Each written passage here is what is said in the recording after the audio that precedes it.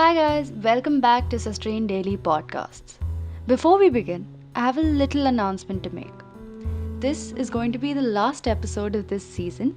We will still be sharing tips and introducing new concepts and engaging in conversations on Instagram, and you can always reach out to us there. We spoke about carbon footprint in the previous episode, but have you heard of what digital carbon footprint is? We live in a digital world.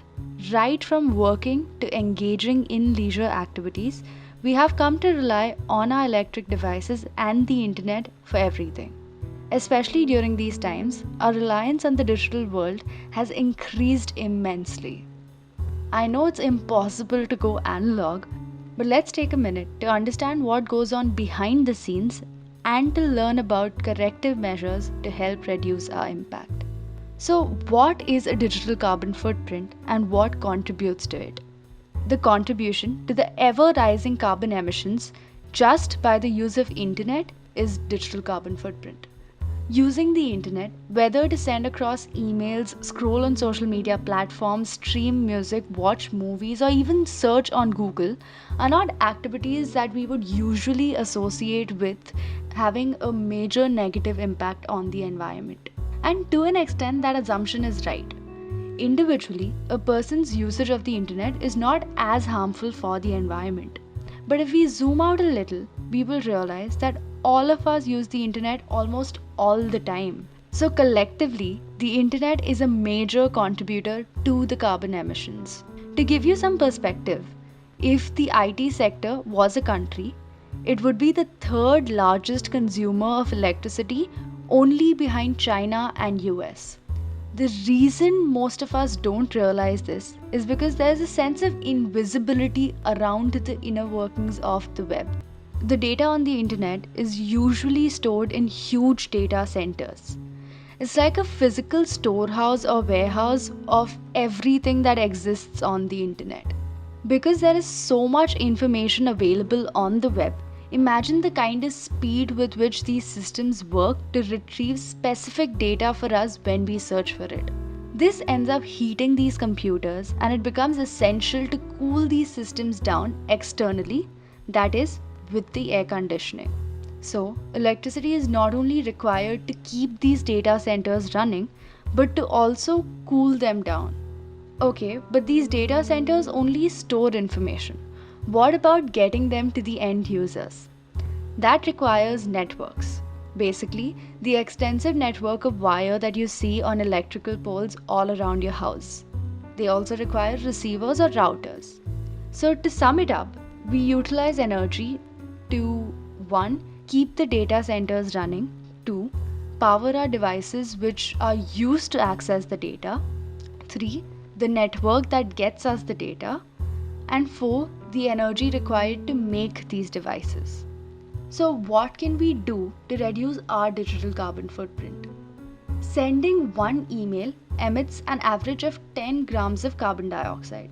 269 billion emails are shared every day. So, on average, emails emit 2.69 billion kgs of carbon dioxide per day. I'm not asking you to stop sending emails all at once. Just unsubscribe from unnecessary newsletters which every company seems to be sending these days. These newsletters, especially from banks and e-commerce platforms, are unnecessary, they spam and nobody reads them. I know this is a massive task. How I tackle this is by unsubscribing from newsletters as and when I get them. So about newsletters from 3 separate brands on a daily basis. In a week, I unsubscribed from about 25 different newsletters. There's a search engine called Ecosia, which basically plants trees for every 45 searches you make. Now, it isn't as convenient as Google, but it's also because they're not tracking every move you make. They maintain complete privacy and hence they're not trying to predict your behavioral patterns. There is potential for improving the user interface, but it's okay. We can go through a little bit of inconvenience for the environment. Searching also requires a lot of energy. So, what I like to do is to bookmark pages I visit often, like YouTube, Google Drive, Gmail, WhatsApp, web, WordPress, etc. I literally open these 50 times a day. So, it ends up saving a lot of electricity in the big picture. You can also install ad blockers. These will help reduce your digital carbon footprint, but they'll also save you from unnecessary, annoying, irrelevant ads. Now, another tip is to use your devices on energy saver mode and to try lower brightness, as that also ends up increasing the battery life of the device. Also, turn off your devices when not in use instead of putting it to sleep.